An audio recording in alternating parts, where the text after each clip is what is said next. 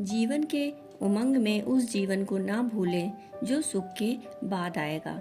जिस प्रकार एक राजा ने अपनी चतुराई से अपना राज्य और जीवन दोनों को बचा लिया। एक प्रेरक कथा।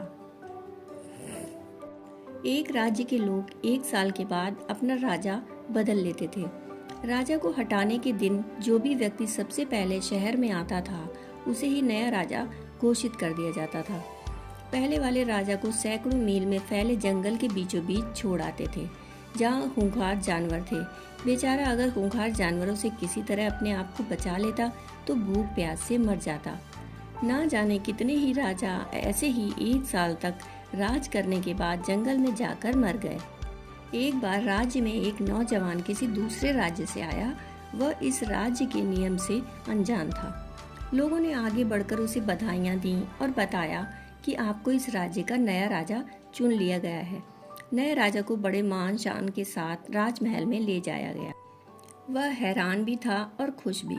राजगद्दी पर बैठते ही उसने पूछा कि मुझसे पहले जो राजा था वह कहाँ है। दरबारियों ने उसे राज्य का नियम बताया कि कैसे पुराने राजा को जंगल में छोड़कर ही नया राजा चुना जाता है। यह बात सुनकर वह एक बार तो परेशान हुआ, लेकिन फिर उसने दिमाग का इस्तेमाल करते हुए कहा कि मुझे उस जगह ले चलो जहां तुम पहले के राजाओं को छोड़कर आते हो।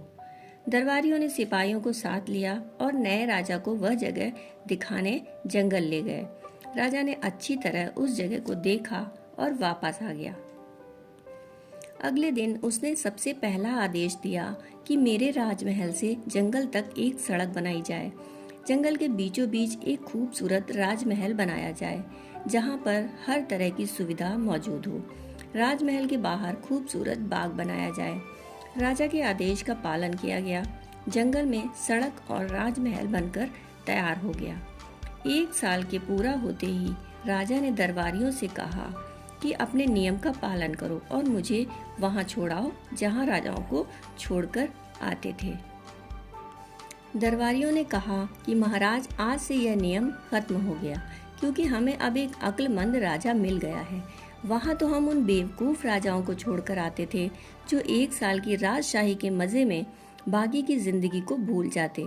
राजमहल की जिंदगी के बाद के जीवन के लिए कोई बंदोबस्त नहीं करते थे, जबकि उन्हें पता था कि उनको साल भर बाद यह सब छोड़ना होगा। लेकिन आपने दिमाग का इस्तेमाल किया और आगे का बंदोबस्त कर लिया। हमें ऐसे ही होशियार राजा की खोज थी। जीवन चक्र भी ऐसा ही है। जो आता है वह जानता है कि उसे चले जाना है। जो सिर्फ इस लोक के ऐश्वर्य में फंसे रहते हैं उनकी गति बाकी राजाओं सी होती है। जो इस लोक और परलोक दोनों की सोचते हैं वे संकट से निकल जाते हैं।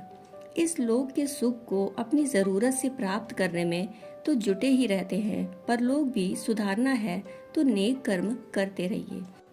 अपने सारे कर्म ईश्वर को समर्पित करें।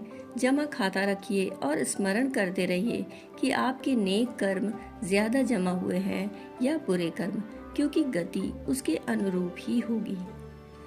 दोस्तों, कहानी सुनने के लिए आपका बहुत बहुत आभार।